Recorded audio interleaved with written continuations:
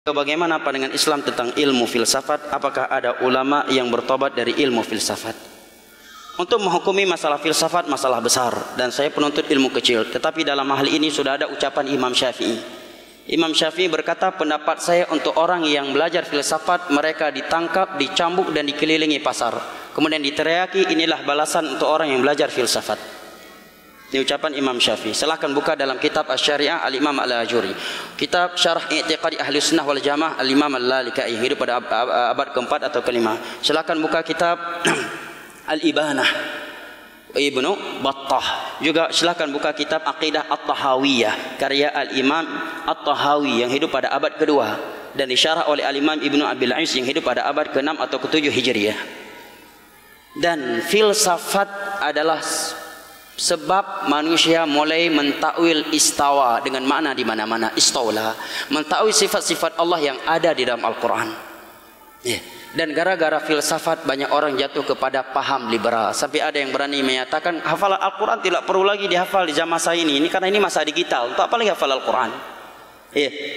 Sebagian mereka gara-gara filsafat menyatakan kita yang penting jaga hati, selama hati ini bersih, baik, walaupun nggak sholat nggak masalah, daripada sholat hati nggak baik. Orang yang sholat kan belum tentu masuk surga.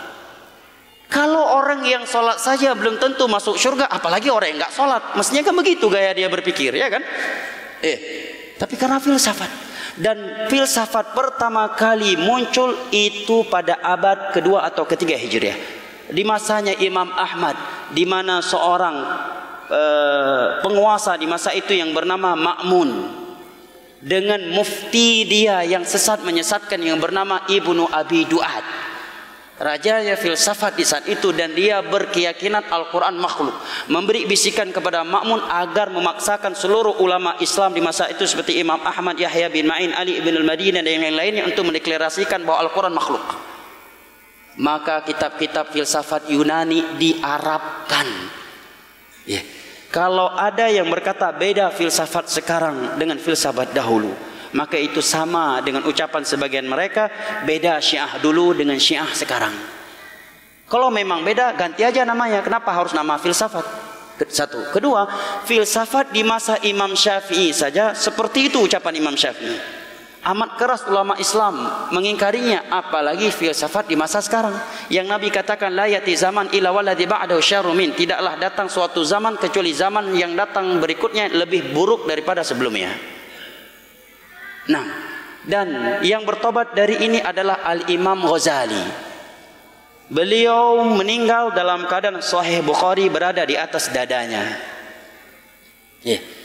Saya pernah berjumpa dengan seorang guru dosen filsafat di Aceh ini. Dia katakan Sahih Bukhari bukan kitab yang ilmiah. Bayangkan, nyan dosen hana pakai jilbab, urinang, urindai Aceh.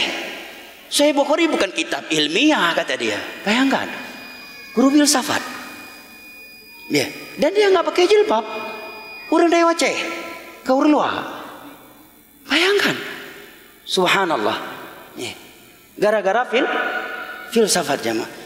Imam Ghazali menyatakan, andai kata aku tahu filsafat seperti ini buahnya, sungguh dari dulu aku udah belajar hadis.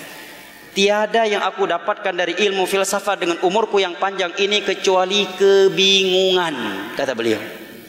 Kecuali kebingungan.